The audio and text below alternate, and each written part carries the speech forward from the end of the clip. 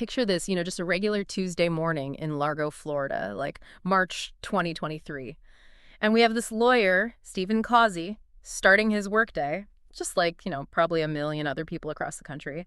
And at some point, he just steps out of his office for a bit, right, into one of those, like, shared areas. Super common thing to do, right? You need to grab a coffee or whatever.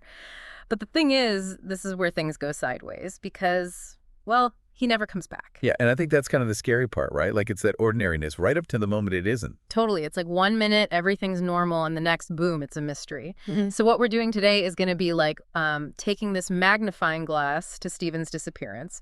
We'll unpack all the details, all the twists and turns to kind of like lay it all out, help you see the bigger picture. Record this your like crash course on a case that is, well, let's just say it's a real head scratcher. It's got layers. It's got layers, definitely.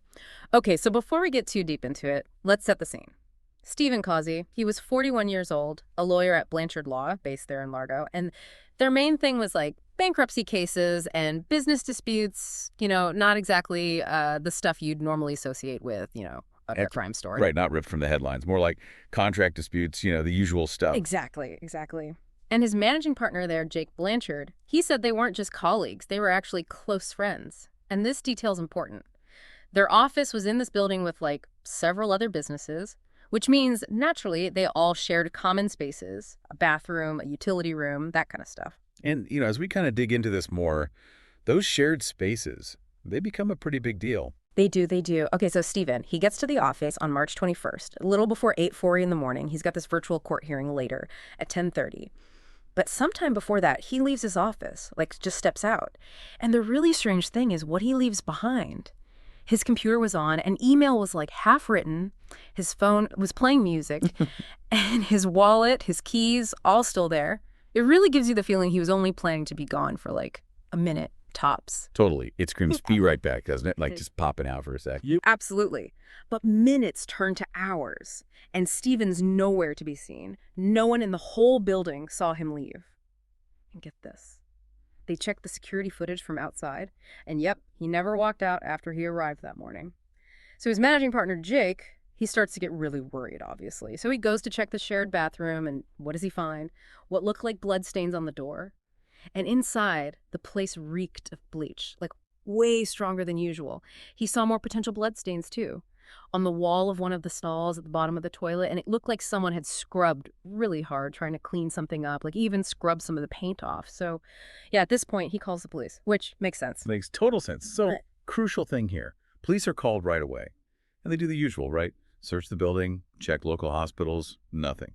And the only way in or out, besides the main lobby, was unsecured. At Blanchard Law, they didn't have cameras inside their own office. But the investigators, they could see the building's external security footage. And those quick tests they did on the bathroom stains came back positive for blood. Okay, so let's break this down a bit. When the forensics people get there, their analysis confirms it. A lot of blood had been cleaned up in that bathroom, and they find these white fibers. And guess what? They're a match for the fibers in Steven's car, which, by the way, was still parked in the lot. And here's the clincher. They find fingerprints. One of them from a left index finger. It was on the door to the utility room. Now, that room wasn't exactly a busy spot, not the kind of place most people would even go near. No, definitely not a high-traffic area. And that fingerprint, oh boy, that becomes a big piece of the puzzle. And here's why. They hear from someone who works in another office in the building. And this person says they saw a man hiding behind that same utility room door just a week earlier on March 14th. Yeah. So now you've got to wonder, was this guy waiting for Steven? And that the fact that the bathroom could be locked from the inside, that's not great either. It means someone could, be in there doing something without anyone knowing. For a while, yeah, chilling. Okay, so while all this is going down inside, the investigators are busy watching the security tapes from outside. And what do they see? A gray Toyota Tundra pulls up at 8:32 a.m., just a few minutes before Steven. A guy gets out, he's wearing gloves, and he's carrying a big box in a backpack. Then, 2 hours later, 10:22 a.m., they see the same guy leaving. Same build, same backpack, but different clothes. And this is where it gets really creepy. Because here's the thing. Yeah. This time, he's dragging this heavy cart, and it's covered with like a red bag or maybe a blanket. And you can tell he's really straining to lift whatever's in that cart into the back of the Tundra. So the police, they use those license plate readers, and they manage to track the truck. It's heading towards Tarpon Springs. And I hate to say this, but the images they get from those cameras, it looks like that bag or blanket, whatever it was, it's shaped like a body, a human body. Mm-hmm. So at this point, it's not looking good for Steven. No, not good at all. And that truck, after about an hour on the road, it ends up at this really fancy house. Turns out it belongs to a plastic surgeon in Tampa Bay, Dr. Thomas Kazowski. He'd bought the truck back in October 2022, but hadn't registered it in his name. Made it a little trickier to track down at first. Makes you think, right? So let's look at the timeline again. We've got Dr. Kazowski, who also goes by Dr. Tampa Bay, very active on social media, even has a YouTube channel where he shows off his procedures. He's got this Ivy League education, he's board certified, owns this $1 million house in Tarpon Springs, and get this, an apartment in Miami. Seems like he's doing pretty well. Doing all right, yeah. But here's where things get tangled up. Remember that virtual court hearing Steven had that morning at 10:30? Well, that was all about a lawsuit against some of Dr. Kazowski's old colleagues. They all used to work together at the Lafer Institute of Plastic Surgery. So Steven, he was representing those former colleagues, and Kazowski was suing them, saying they'd messed up, cost him a ton of money, like tens of thousands, and that they'd really hurt his rep with bad online reviews. He even said something like his promising career was basically ruined, and of course, he was going after a big payout. And here's the thing, you really got to pay attention to this. Kazowski was in that virtual hearing on the same morning Steven disappeared. He joined the call at 10:28, and he was on it for about half an hour. Remember, the guy leaving the office with the cart was seen at 10:22. Then, just minutes after Kazowski leaves the call, 11:05, that same Tundra is seen leaving the area, heading for Kazowski's house. It's all way too close for comfort. It's like clockwork almost. Okay, so fast forward to Thursday, March 23rd. The detectives, they get a search warrant for Kazowski's house, and there, in the garage, is the Tundra. And inside, blood on the truck bed, the headrest and floor on the driver's side, even on the garage floor. But no Steven. Nope. This is where things get really serious. 2 days later, they pull Kazowski over. He's driving his red Corolla. They search the car and, well, let's just say it's not good. They find a stun gun, masks, duct tape, brass knuckles, and then it gets worse. Syringes full of sedatives. One of them, 6-Choline, is this powerful paralytic they use in hospitals. And to top it off, a ballistic vest covered in blood. Wow. That's like a whole arsenal of bad news right there. So after all that, they arrest Dr. Kazowski. They charge him with first-degree murder for killing Steven Cozzi. And remember that fingerprint from the utility room door? Well, it was a match. Dr. Kazowski's. And they knew he'd been to Blanchard Law before for some depositions related to his lawsuit, but he had no reason to be in that utility room. None at all. So, here's what the state thinks happened.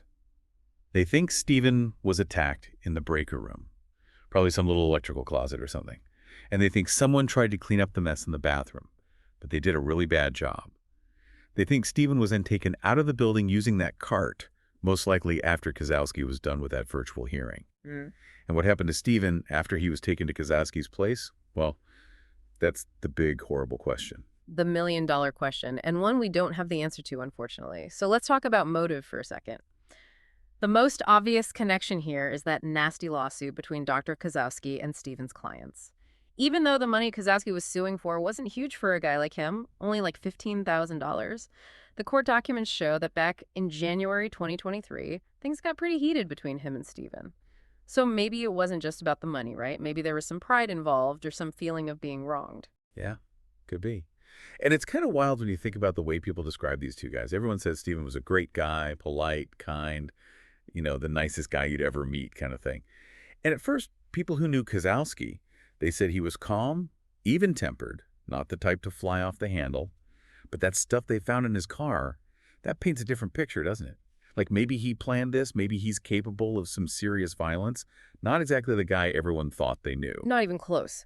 So Kazowski says he's not guilty, and right now he's being held without bail. His lawyer's saying everyone needs to chill out, not jump to conclusions, innocent until proven guilty and all that. And they say they're doing their own investigation.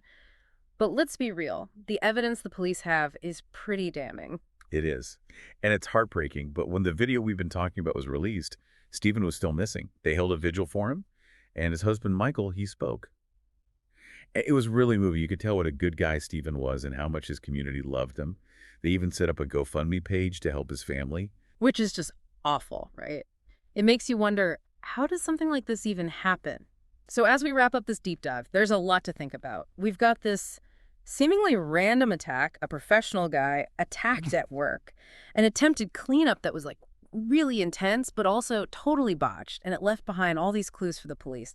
And then that car with all that crazy stuff inside, it just doesn't add up. It really doesn't. And the big question is why? Why did this happen? The lawsuit's there, but it doesn't feel like enough. The violence, the planning, it's just too much for what was basically a small-time money squabble. And the fact that Steven's still missing, well, that just adds to the tragedy. It does. Makes you realize that maybe we're not as safe as we think we are. One minute everything's fine, the next everything's changed. It makes you think about those little arguments, those disagreements we all have, and how important it is to work them out, before they turn into something much, much worse. Yeah, I think that's a good takeaway. Never hurts to try and find some common ground. Absolutely. Because you never know what might happen.